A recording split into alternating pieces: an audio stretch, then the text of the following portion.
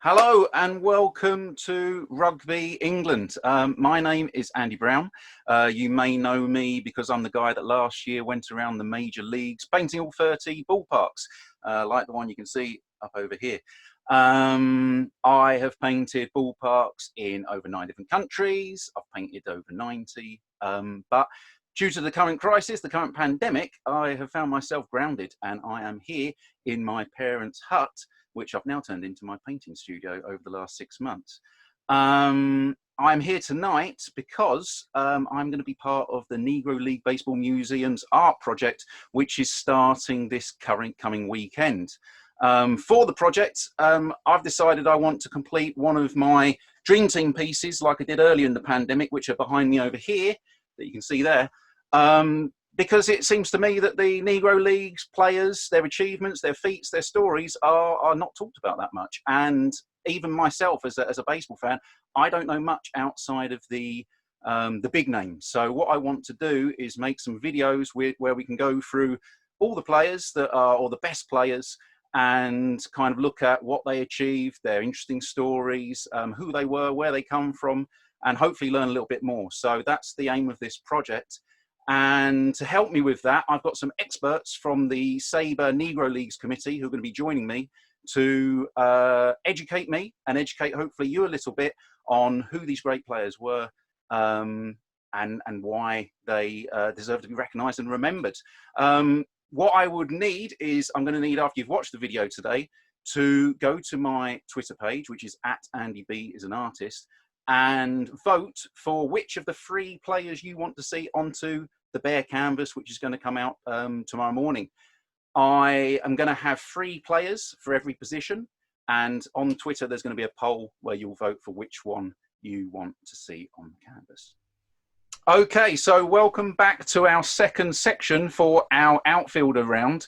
We've got 3 more outfielders to discuss, one of whom will be painted onto the Negro League painting that I'm going to be completing over the next week or so.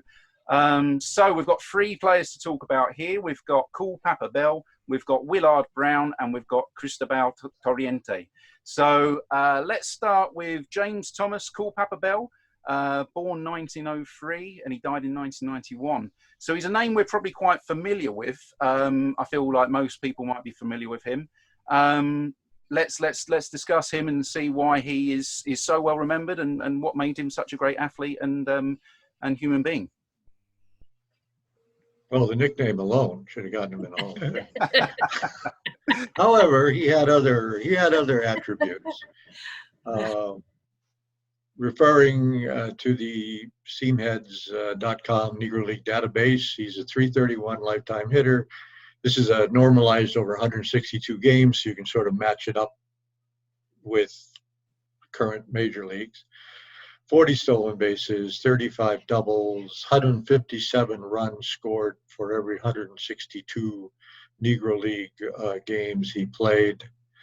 He was very fast. I mean, there are all kinds of stories about how fast he was, but clearly he was the kind of guy, if you put the ball on the ground to the infield, that infielder had better be on that ball and not waste a nanosecond in getting it to first base.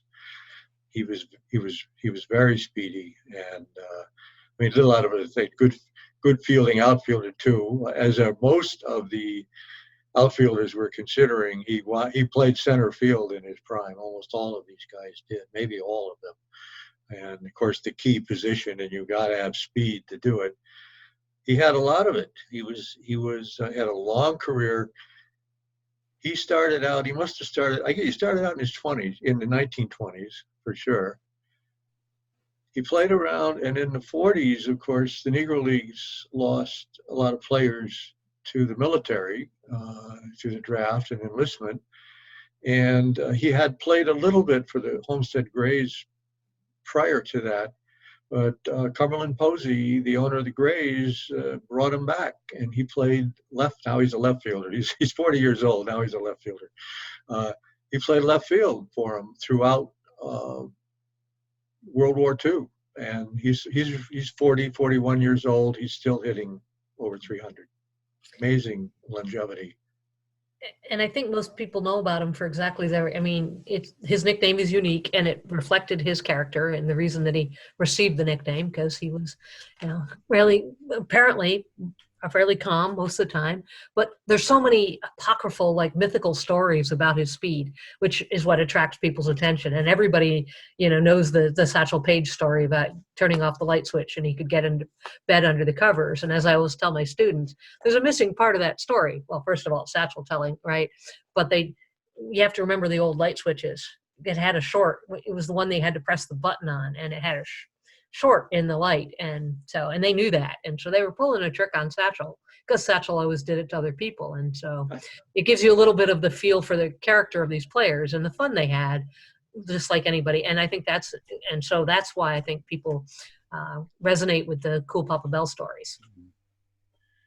And to be I don't know what you call it, a disbeliever, I'm not a big fan of Cool Papa Bell's speed.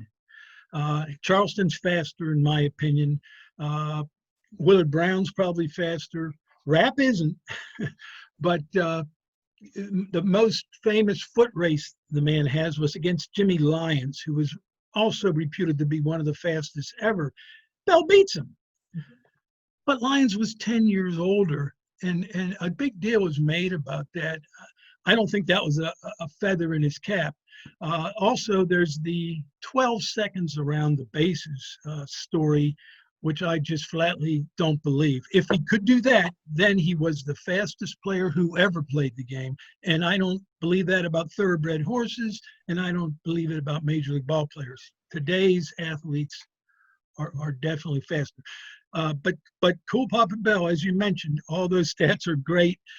Not when compared to the other 9 that we're talking about today, in these next 2 days, outfielders. Longevity is what separates Cool Papa Bell from the pack. But we're going to meet 2 other players in this round that I strongly feel were better ball players than Cool Papa Bell. All right. Okay, well, thank you very much. That is Cool Papa Bell. Let's move on to Willard Brown, our next player. Willard Jesse Brown, born in 1915, died in 1996. He was known as Home Run Brown, and he was born in Louisiana, I can see here, and he died in Houston, Texas. So let's talk a bit about Willard Home Run Brown.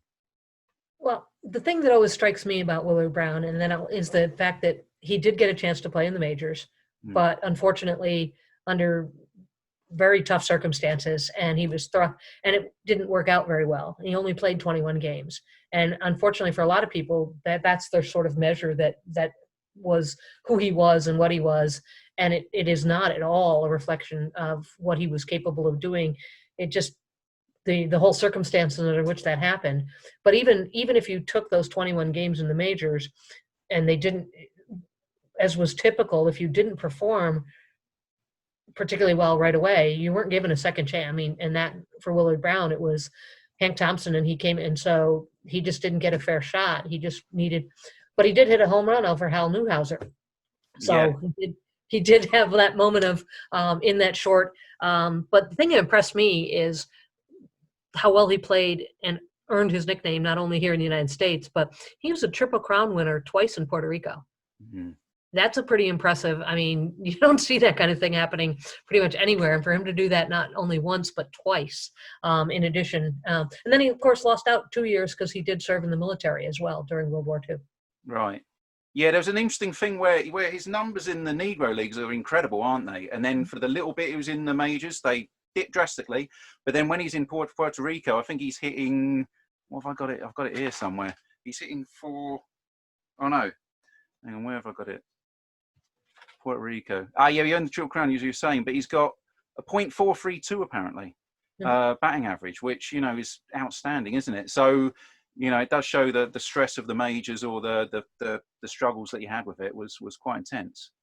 Part of the business with these first barrier breakers in the late 40s was how well the major league teams set the stage and helped condition them. Of course, we know the Robinson story. Branch Rickey was meticulous. He sent them. He had a farm team in Montreal, a place that was a fairly integrated, with French influences, a fairly integrated city. Robbie went to Montreal. Newcomb and Campanella who were of lesser ability at that time, went to Nashua, New Hampshire, again in New England. Bill Veeck scooped up Larry Doby in the middle of the 47 season. He didn't really have any place to send him, but he put him on his Indians roster. He hired a black PR guy, Lewis Jones, to room with him because they doubled up on the road, and white guys might accept you as in the dugout and on the field, but they damn well were going to room with you, most of them. So Beck did a pretty decent job with Doby. The Browns, they weren't a very well-run team to begin with. They were almost always in the second division. They went out and signed Brown and Hank Thompson and just tossed them out there in one of a city where I believe, correct me if I'm wrong, anybody, I believe Sportsman's Park still had segregated seating. It did at that time. It did. So here they are with no entree, no conditioning, no support staff, tossed onto the St. Louis Browns roster in a city that's about as segregated as any major league city at the time. It was probably the southernmost city in the major leagues, come to think of it, at that time. Mm-hmm. Well, what do you think would happen? And, if Willard Brown and Thompson came back with the New York Giants in the 50s, and he was more than a decent player. He was a very good player. You got to wonder if Brown had been brought along properly, what he might have done in the major leagues. That's another big mystery that we'll never know the answer to. Yeah. All right. And just to add to Jim's point about St. Louis Browns, the home run that Leslie mentioned was an inside the Parker, so that does show some of his speed. But the bat he used to hit that home run, at least maybe it's a apocryphal story, but he used someone else's bat. It was early in his career. That someone else, who I won't name, broke the bat rather than using it again himself. So that gives you an idea that there was no Leo DeRocher or Branch Rickey to read the riot act to fellow teammates there in St. Louis. So it was, as Jim pointed out, a rough go. Right. Yeah. All right. Okay. Thank you very much. That's Willard Brown. Let's move on to our last outfielder for today, who is Cristobal Torriente. Born 1893 and he died in 1938, and he comes from Cienfuegos in Cuba. So he's the only Cuban we've got so far. But he's quite a player from my notes and what I've got in front of me. He's quite incredible.